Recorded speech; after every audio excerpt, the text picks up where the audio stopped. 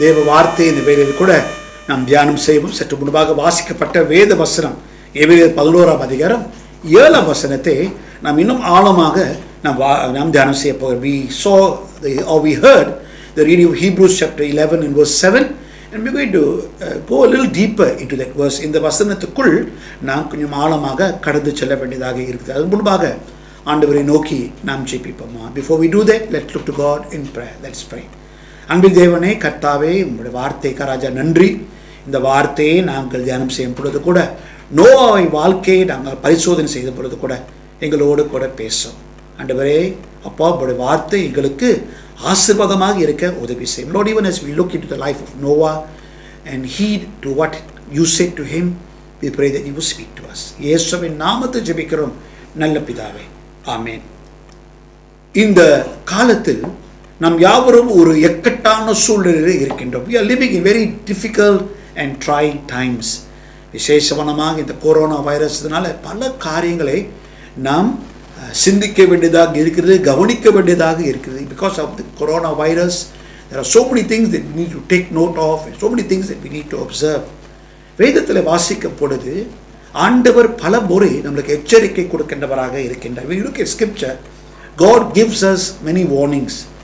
இன்றைக்கு குறிப்பாக இந்த எபிரேயர் 11ஆம் அதிகாரம் 7ஆம் வசனத்தில் நோவாவின் வாழ்க்கையிலே ஆண்டவர் அந்த காலகட்டத்தில் ஒரு எச்சரிக்கை கொடுத்தார். If we look at verse 7 in Hebrews chapter 11, God gave a warning to Noah during his time. நான் கேள்வி இதுதான், do we heed God's warning? ஆண்டவர் கொடுக்கின்ற எச்சரிக்கைகளுக்கு நாம் செவி கொடுக்கிறோமா? How do you respond to warning? ஒருத்தர் உங்களை எச்சரிக்கும் பொழுது அந்த எச்சரிக்கைக்கு நான் என்ன மறுமொழி கொடுக்கிறோம்? How do you like when somebody warns you about something? ஒருவர் உங்களை பார்த்து நீங்கள் கவனமாக இருக்க வேண்டும், எச்சரிக்கையாக இருக்க வேண்டும் சொல்லும் பொழுது நம்மளுக்கு எப்படி இருக்குது? How do we feel? Okay? Do we appreciate that? அதை முழு மனதோடு அதை ஏற்றுக்கொள்கிறோமா? Or are we resentful? அதை பார்த்து என்னைய பார்த்து ஆலோசனை கொடுக்குறாங்க என்ற அவிதமாக ஒரு சிந்தையிலே இருக்கிறோமா? Okay? We often resent warnings. அநேக தரத்தில் எச்சரிக்கை கொடுக்கும் பொழுது அது ஏற்றுக்கொள்ள நாம் தயங்குறோம். Because we think, what does he know? அநேக நான் எப்படி யோசிக்கிறேன், அவருக்கு என்ன தெரியும்? ஓகே, அவர் எல்லாம் தெரியணும்னு நினைக்கிறார் என்று அவிதமாக ஒரு மனம் நமக்குள்ள இல்லாட்டி ஒரு யோசனை நமக்குள்ள இருக்கிறது. One of the ways you demonstrate faith in God is by heeding God's warning. நம்முடைய வாழ்க்கையிலே நம்மளுக்கு விசுவாசம் உண்டு, நான் ஆண்டவர் மேல் விசுவாசமாக இருக்கிறேன் என்று சொல்லும் பொழுது ஆண்டவர் கொடுக்கின்ற எச்சரிக்கைகளுக்கு நான் செவி கொடுக்க வேண்டியதாக இருக்கிறது. Now God knows more than you and I. ஆண்டவர் உங்களுக்கும் என்னைக்கும் மேலாக அநேக காரியங்கள் அவருக்கு தெரியும். God always know the proper course of action to take. என்ன எப்ப செய்யணும் என்று ஆண்டவருக்கு நிச்சயமாக தெரியும். சில சமயத்தில் பெருமை நிமித்தமாக நாம் பிடிவாதமாக இருக்கிறோம். Sometimes because of our stubborn pride, it keeps us from believing and benefiting from God's warning. அந்த பிடிவாதமான பெருமையினால ஆண்டவர் கொடுக்கின்ற எச்சரிக்கையிலிருந்து நாம் அதோடைய நன்மையை பெற்றுக்கொள்ள நாம் இழந்து விடுகிறோம். Now, what can we learn from Noah about heeding God's warning? Noah வாழ்க்கையிலிருந்து குறிப்பாக நாம் என்னத்தை படித்துக் கொள்ளலாம்? முதலாக, ஆண்டவர் எச்சரிக்கை கொடுக்கும் பொழுது நீங்களும் நானும் ஒரு சரியான மனப்பான்மை இருக்க வேண்டும். A right attitude toward God. ஆண்டவர் பொறுத்த வரைக்கும் ஒரு சரியான மனம், அவருடைய ஆலோசனை பெற்றுக்கொள்ள நான் ஆயத்தமாக இருக்க வேண்டும். 2 தீமோத்தேயு 3ஆம் அதிகாரம் 16ஆம் வசனம். 2 தீமோத்தேயு 3ஆம் அதிகாரம் 16ஆம் வசனம். இந்த வசனத்தை நீங்கள் வாசிக்கும் பொழுது, if you read that verse, 2 Timothy chapter 3 and verse 16, you will understand that God's warning is meant for good. ஆண்டவர் எந்த எச்சரிக்கை கொடுத்தா கூட அது நம்முடைய நன்மைக்காகத்தான் ஆண்டவர் கொடுக்கின்றவராக இருக்கிறார். நம்மளை கண்டிக்கிறார். அது எதுக்காக அப்படி செய்கிறார்னா, நம்முடைய நன்மைக்காகத்தான் எல்லாவற்றும் செய்கின்றார். A right understanding or a right attitude begins with understanding that God's warning is meant for my good. ஒரு சரியான புரிந்து கொள்கிற தன்மை எனக்கு இருக்க வேண்டும், ஒரு சரியான மனம் இருக்க வேண்டும். ஏன்னா ஆண்டவர் கொடுக்கின்ற எச்சரிக்கையெல்லாம் என் நல்லதுக்கு தான் ஆண்டவர் செய்கின்றார். சில சமயத்தில் ஆரம்பத்தில் சுடமனமாக நம்முடைய பெருமை நிமித்தமாக இந்த எச்சரிக்கைகளை புரிந்து கொள்ளத்தக்க ஏற்றுக்கொள்ளத்தக்க நாம் விட்டுவிடுகிறோம். We do not appreciate the warnings of God because of foolish pride. ஆண்டவர் கொடுக்கின்ற எச்சரிக்கைகள் நம்முடைய நன்மைக்காகவும் நம்முடைய பாதுகாப்புக்காக தான். God's warning is meant for good and for my protection. We need to trust God. ஆண்டவர் நாம் நம்ப வேண்டியதாக இருக்கிறது. ஆண்டவர் எனக்கு எச்சரிக்கை கொடுக்கப்படுது, ஆண்டவருக்கு எல்லாம் தெரியும் என்று நான் ஆண்டவரை அவ்விதமாக நம்ப வேண்டும். God knows everything. So I need to trust God. We need to believe in God's goodness and not resent it. ஆண்டவர் நன்மையானவர், எனக்கு நன்மை செய்கிறவர், நல்லவர் என்று அது நான் முழு மனதோடு ஏற்றுக்கொள்ளணும். அது மேல் சந்தேகமாக இருக்கக்கூடாது. வேதத்தை வாசிக்கும் பொழுது you read the Bible is full of warnings. அநேக பகுதியிலே ஆண்டவர் நமக்கு எச்சரிக்கை கொடுக்கின்றவராக இருக்கின்றார். And everything is meant to protect us and meant for our good. நம்முடைய பாதுகாப்புக்காக, நம்முடைய நல்லதுக்காக அங்கே எழுதப்பட்டிருக்குது. இந்த 2 தீமோத்தேயு 3:14 பார்த்தீங்கன்னா, you look at 2 Timothy 3:16, all scripture, எல்லா வேத வசனம், தேவ வார்த்தை தேவரால் அருளப்பட்டது. அது நம்மை போதிக்கவும் சீர்திருத்தவும் நம்மை பயிற்சி செய்யும், நீதியிலே பயிற்சி செய்ய நன்மைக்காக தான் கொடுக்கப்பட்டிருக்குது.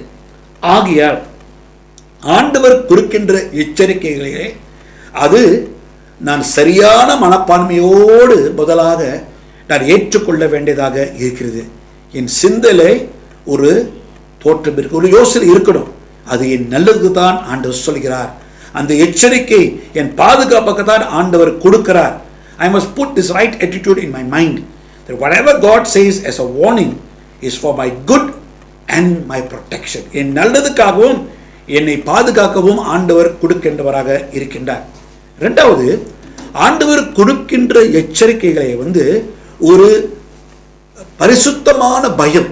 I must respond to God's warning in holy fear.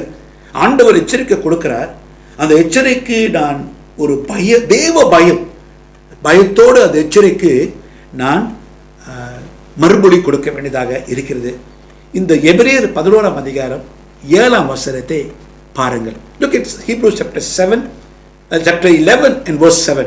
எபிரேயர் 11:7. Look at it again. மறுபடியும் அதை பாருங்கள். இந்த வசனத்தில் நாம் என்ன வாசிக்கிறோம்னா, நோவா ஒரு பரிசுத்த பயத்தோடு ஆண்டவர் சொன்ன எச்சரிக்கையை அவர் ஏற்றுக்கொண்டார். The second step to a right attitude towards God is to respond to God's warning in an attitude of holy fear. ஆண்டவர் கொடுக்கின்ற எச்சரிக்கைக்கு நான் ஒரு பரிசுத்தமான பயத்தோடு மறுமொழி கொடுக்க வேண்டியதாக இருக்கிறது. நான் கேள்வி விதத்தான், what does it mean to respond to God's warnings in an attitude of holy fear? ஆண்டவர் கொடுக்கிற எச்சரிக்கைகளுக்கு ஒரு பரிசுத்தமான பயத்தோடு நான் எப்படி மறுமொழி கொடுக்க முடியும்? What does it mean? How do I respond? இந்த பரிசுத்தமான பயம் என்று சொல்லப்படுது, அது எப்படிப்பட்ட ஒரு மறுமொழியாக இருக்கிறது? Number 1, take God's warning seriously. ஆண்டவர் கொடுக்கின்ற எச்சரிக்கைகள் யாவற்றும் நாம் அதை சீரியஸாக முழுமையாக அதை ஏற்றுக்கொள்ள வேண்டியதாக இருக்கிறது, கவனமாக ஏற்றுக்கொள்ள வேண்டியதாக இருக்குது. Noah was warned about things not seen. வரப்போகிற காரியம், இன்னும் காணாமல் போகிற காரியத்தை குறித்து Noah எச்சரிக்கப்பட்டார். Noah was warned about things not seen.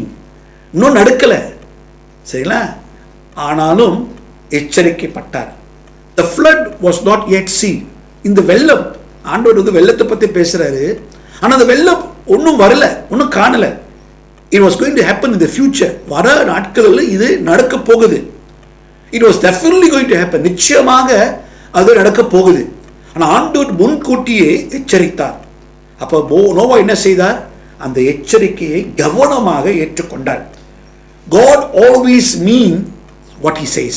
ஆண்டவர் எது சொல்றாரோ அது ஆண்டவர் நிறைவேற்றுவார். Whatever God says or whatever God means, he means what he says, and God always has the power to bring it to pass. ஆண்டவர் சொன்னதை நிறைவேற்ற அவருக்கு வல்லமை உண்டு. ஆண்டவர் சும்மா சொல்ல மாட்டார். அப்ப ஆண்டவர் ஏதோ ஒரு காரியம், ஏதோ ஒரு ஆலோசனை, ஏதோ ஒரு எச்சரிக்கை கொடுக்கிறாருன்னா நாம் கவனிக்க வேண்டியதாக இருக்கிறது. When God gives a warning, we must pay heed. We must take the warning seriously. அதுக்கு நாம் கவனம் கொடுக்க வேண்டியதாக இருக்கிறது. இரண்டாவது, ஆண்டவர் எச்சரிக்கை கொடுக்கும் பொழுது we must treat God with reverence, awe and respect. ஆண்டவர் கொடுக்கிறார், அவருக்கு வேண்டிய கனம், அவருக்கு வேண்டிய மரியாதை, அவருக்கு வேண்டிய மகிமை, அவருக்கு வேண்டிய கனத்தை நாம் செலுத்த வேண்டியதாக இருக்கிறது. ஒரு காரியத்தை மனதில் வைத்துக் கொள்ளுங்கள். Your God and my God is an awesome God. உங்களுடைய தேவனும் என்னுடைய தேவனும் ஒரு மகத்துவமான தேவனாக இருக்கின்றார். ஹல்லேலூயா, கர்த்தருக்கு ஸ்தோத்திரம். அவர் மகத்துவமானவராக இருக்கிறார். He is an awesome God. He is awesome in power. வல்லமையிலே அவர் போல் வல்லமை உள்ள தேவன் வேறு யாரும் இல்லை. He is awesome in majesty. அவருடைய மகத்துவத்தில் அவர் போல் மகத்துவமான தேவன் வேறு யாரும் இல்லை. ஹல்லேலூயா. He is awesome in purity. பரிசுத்தத்தில் அவர் போல் ஒரு பரிசுத்தமான தேவன் வேறு யாரும் இல்லை. In holiness, he is awesome. பரிசுத்தத்தை வாழ்க்கையில் அவர் மகத்துவமானவராக இருக்கின்றார். So you need to remember that God is awesome. நீங்களும் நானும் மனதில் வைத்துக் கொள்ள வேண்டும், நம்முடைய தேவன் ஒரு மகத்துவமான ஆச்சரியமானவராக இருக்கின்றார். அதனால அவர் சொல்லுகிறதை நான் கவனிக்க வேண்டியதாக இருக்கிறது. That's why I must heed the warnings that God gives me. இரண்டாவதாக சங்கீதம் 115:3, Psalm 115 and verse 3. Psalm 115 and verse 3. 115 சங்கீதம் 3 வசனம். அங்கே நாம் என்ன வாசிக்கிறோம் என்றால், our God is in heaven and he does whatever he pleases. ஆண்டவர் பிதானவர் பரலோகத்தில் இருக்கிறார், அவருக்கு எது பிரியமோ அது செய்கிறவராக இருக்கின்றார். அப்ப அர்த்தம் என்ன? சர்வ அதிகாரியாக இருக்கின்றார். சர்வ வல்லவராக மட்டுமல்ல, சர்வ அதிகாரியாக இருக்கின்றார். What does it mean? God does what he pleases. He is sovereign. எல்லாவற்றுக்கும் மேலாக இருக்கிறவராக இருக்கிறார். No one can argue with him. அவரோடு கூட வாதாட முடியாது, வழக்காட முடியாது. No one can stand in his way. அவர் வழியில் யாரும் நிற்க முடியாது. No one can thwart his plans or his purpose. அவர் வைத்திருக்கிற திட்டம், நோக்கத்தை யாரும் அதை அப்ளப்படுத்த முடியாது. அப்படிப்பட்ட ஒரு தேவனை நீங்களும் நானும் ஆராதிக்கிறோம். He is a God who is sovereign. எல்லாவற்றுக்கும் மேலாக சர்வ அதிகாரியாக இருக்கின்றார். அதனால அவர் கொடுக்கின்ற எச்சரிக்கைகள், அவர் கொடுக்கின்ற வார்த்தைக்கு நான் செவி சாய்க்க வேண்டும். I must heed the warnings that God gives me. மூன்றாவதாக எபிரேயர் 4:13, Hebrews 4:13. இதை தொடர்ந்து வாசிங்க. Hebrews 4:13, எபிரேயர் 4:13. இது விதமாக வாசிக்க. Nothing in all creation is hidden from God's sight. இந்த பூமியின் படைப்பை பார்க்கப்படுது, எதுவும் ஆண்டவர் கண் முன்பாக மறைக்கப்பட்டதில்லை. Everything is uncovered and laid bare before his eyes of him to whom we must give account. ஆண்டவர் முன்பாக எல்லாம் நிர்மாணமாகப்பட்டது. ஆண்டவருக்கு தெரியாதது ஒன்றுமில்லை. அப்ப ஆண்டவர் நீதிபதியாக இருக்கின்றார். He will judge all things. எல்லாவற்றும் ஆண்டவர் நியாய தீர்ப்பார். அப்ப ஆண்டவர் முன்பாக ஒரு நாள் நான் கணக்கு இட வேண்டியதாக இருக்கிறது. I must go and give account to God. So I must remember that God is judge. அவர் நீதிபதியாக அவர் இருக்கிறார். வெளிப்படுத்தின சுவிசேஷத்தில் 8ஆம் அதிகாரத்தில் வாசிக்கிறோம். If you read the book of Revelation, Jesus is coming to judge the world. உலகத்தை நியாய தீர்க்க இயேசு கிறிஸ்து மீண்டும் வருகிறார். அப்ப கணக்கு இட வேண்டிய ஒரு காலம் வரும். அப்ப ஆண்டவர் கொடுக்கின்ற எச்சரிக்கைகளுக்கு நான் கணக்கு இட வேண்டியதாக இருக்கிறது. I must give account to the warnings that Jesus gives me. அப்ப ஆண்டவர் கொடுக்கின்ற எச்சரிக்கைகளுக்கு நாம் கவனம் செலுத்த வேண்டும். You and I must heed to the warnings of God. You must have a right attitude. சரியான ஒரு மனப்பான்மை நம் யாவருக்கும் இருக்க வேண்டும். இரண்டாவதாக, what do we learn from Noah? நோவாவிலிருந்து என்னத்தை படித்துக் கொள்கிறோம்? God has a means of taking appropriate action. ஆண்டவர் எச்சரிக்கை கொடுக்கும் பொழுது அந்த எச்சரிக்கை பெற்ற பிறகு ஏற்ற காரியங்களை நாம் செய்ய வேண்டியதாக இருக்கிறது. Once I have received a warning from God, I must take appropriate action. எச்சரிக்கை பெற்றுக்கொண்டுட்டேன், ஆண்டவர் வார்த்தையை நான் கேட்டுட்டேன், அதுக்கு ஏற்ற நடவடிக்கையை நான் எடுக்க வேண்டியதாக இருக்கிறது. In order to heed God's warning, we must move from attitude to action. ஆண்டவருடைய எச்சரிக்கை கேட்ட பிறகு சரியான மனப்பான்மையிலிருந்து நான் செய்கைக்கு நான் மாற வேண்டியதாக இருக்கிறது. Move from attitude to action. மனப்பான்மையிலிருந்து செய்கைக்கு நான் மாற வேண்டியதாக இருக்கிறது. True faith always expresses itself in action. True faith always expresses itself in action. எனக்கு உண்மையான விசுவாசம் இருக்கிறதுனா என் செய்கையிலே நான் அதை வெளிப்படுத்த வேண்டியதாக இருக்கிறது. உண்மையான விசுவாசம் எனக்கு இருந்துச்சுன்னா என் செய்கையிலே நான் அதை வெளிப்படுத்த வேண்டியதாக இருக்கிறது. Heeding God's warning always means taking appropriate action. ஆண்டவர் கொடுக்கின்ற எச்சரிக்கைகளுக்கு செவி கொடுத்து அவருக்கு ஏற்ற செய்கையை நாம் செய்ய வேண்டியதாக இருக்கிறது. How do you take appropriate action in response to God's warning? ஆண்டவர் கொடுக்கின்ற எச்சரிக்கைகளுக்கு நான் ஏற்ற மறுமொழி எப்படி செய்யணும், எப்படி கொடுக்கணும்? What is the appropriate action? ஏற்ற மறுமொழி என்ன? முதலாக, you must follow God's instruction exactly. முதலாக ஆண்டவர் கொடுக்கின்ற ஆலோசனை, ஆண்டவர் கொடுக்கின்ற எச்சரிக்கையை நான் மிக தெளிவாக நான் அதை செவி சாய்க்க வேண்டியதாக இருக்கிறது. ஐ மஸ்ட் ஃபாலோ, கீழ்ப்படிந்து அது ஆண்டவர் என்ன சொல்றாரோ அப்படியே நான் செய்ய வேண்டியதாக இருக்குது. Follow exactly. God told Noah he was going to destroy the world. ஆண்டவர் நோவா பார்த்து என்ன சொன்னார்? நான் உலகத்தை நான் அழிக்க போறேன்னு சொன்னார். சரிங்களா? God gave him detailed instructions on how to build the ark. இந்த பேழையை எப்படி கட்டணும் என்ற ஆண்டவர் எல்லா காரியத்தை தெளிவாக நோவாவுக்கு சொன்னார். ஆதியாகமம் 6:22. ஆதியாகமம் 6:22. Genesis 6:22. The Bible says, வேதம் சொல்லுது, Noah did everything just as God commanded him. Noah ஆண்டவர் என்ன கட்டளையிட்டாரோ அது யாவற்றும் நோவா செய்தார். He followed exactly. ஆண்டவர் சொன்னதை அவர் அப்படியே செய்தார். Do you know why Noah followed God's instructions exactly?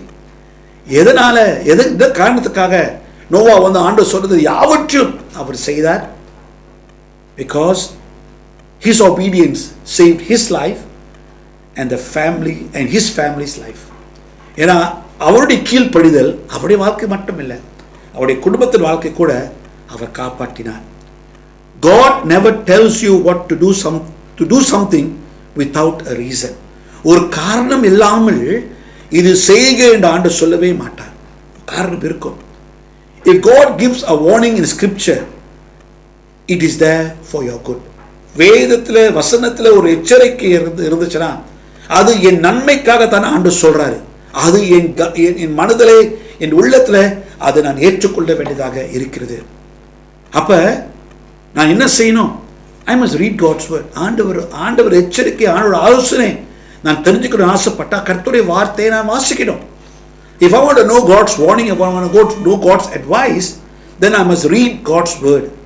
I must study it. அதை நன்றாக படித்துக் கொள்ளணும், புரிந்து கொள்ளணும். I must learn from it. அதிலிருந்து நான் கற்றுக்கொள்ள வேண்டியதாக இருக்கிறது.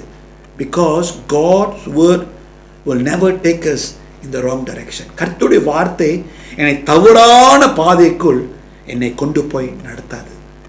ஆண்டவருடைய வார்த்தை எப்பொழுதும் சரியான பாதை, செம்மையான பாதையில தான் என்னை நடத்தும். So give heed and take appropriate action. கர்த்தருடைய வார்த்தைக்கு செவி சாய்த்து ஏற்ற செய்கை மறுமொழி நாம் கொடுக்க வேண்டியதாக இருக்கிறது. மூன்றாவதாக, thirdly, நோவாவுடைய வாழ்க்கையிலே ஆண்டவருக்கு எச்சரிக்கைக்கு அவர் செவி கொடுத்ததுனால எல்லாரும் அவரை கவனித்தார்கள். Because Noah heeded the warning of God, it made him stand out in a crowd. Everybody noticed him. Noah ஆண்டவருக்கு கீழ்ப்படிந்ததுனால, ஆண்டவர் சொன்ன வார்த்தைக்கு கீழ்ப்படிந்ததுனால எல்லாரும் அவரை கவனித்தார்கள். Anytime you exercise faith in God, you're going to stand out in the crowd.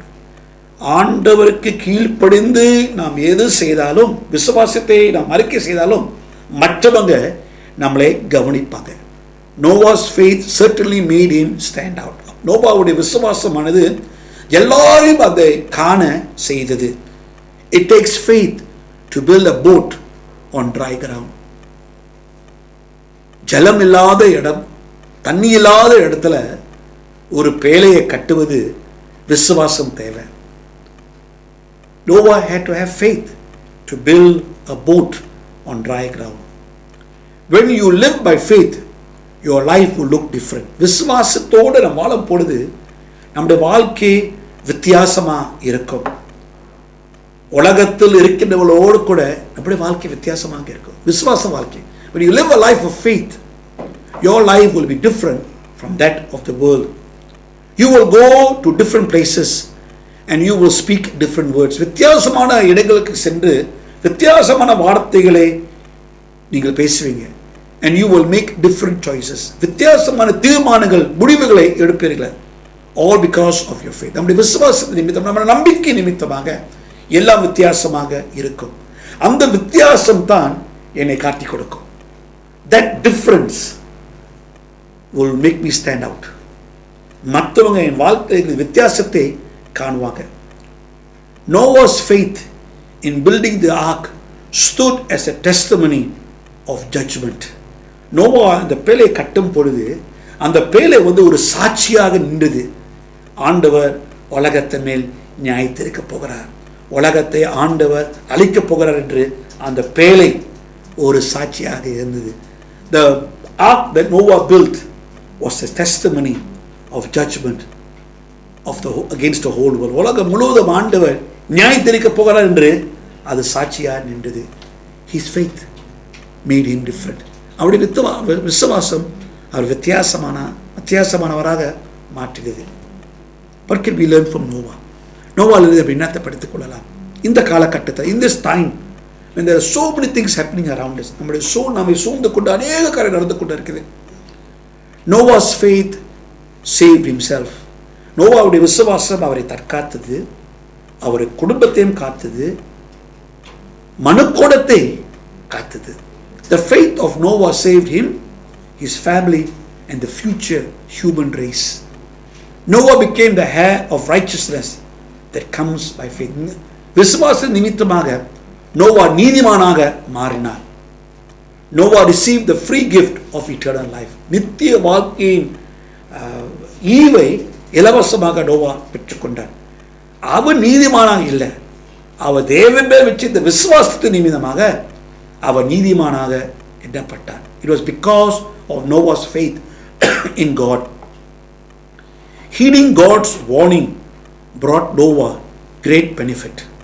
ஆண்டவர் எச்சரிக்கைக்கு கீழ்ப்படிந்ததுனால, செவி கொடுத்ததுனால அநேக நன்மைகளை நோவா பெற்றுக்கொண்டார். Both for his life and for the present life and also for the next life. இந்த காலகட்டத்தில் வாழ்க்கைக்காக மட்டுமில்லை, வரப்போகிற வாழ்க்கை நாட்களில் கூட அநேக நன்மைகளை பெற்றுக்கொண்டார். By faith Noah built the ark. விசுவாசத்தினால் நோவா பேழையை கட்டினார். The question this morning is, what is God asking you to do by faith today? இன்றைக்கு விசுவாசத்தின் நிமித்தமாக ஆண்டவர் உங்களையும் என்னையும் பார்த்து என்ன செய்ய சொல்றாரு? By faith, what is God asking you to do today? இன்றைக்கு உங்களை பார்த்து ஆண்டவர் விசுவாசத்தினால் என்ன செய்ய சொல்கிறார்? ஜெபிப்போம். Let us pray. கர்த்தாவே, உங்களுடைய வார்த்தைக்காக ராஜா நன்றி. நோவாவின் வாழ்க்கையை நாங்கள் பார்க்கும் பொழுது விசுவாசத்தினால் உம்முடைய எச்சரிக்கைகள் யாவற்றும் அவர் செவி சாய்த்தார். By faith Noah heeded your warning and that was reckoned to him as righteousness. அது அவருக்கு நீதி என்று எண்ணப்பட்டது. நம்முடைய வாழ்க்கையில் கூட ஆண்டவரே, விசுவாசமா எண்ணத்தை செய்ய எதிர்பார்க்கிறேன். Lord, what do you want me to do by faith today? காற்று பேசும், ஆசீர்வதி. இயேசுவின் நாமத்தில் ஜெபிக்கிறோம். In Jesus' name we pray. Amen.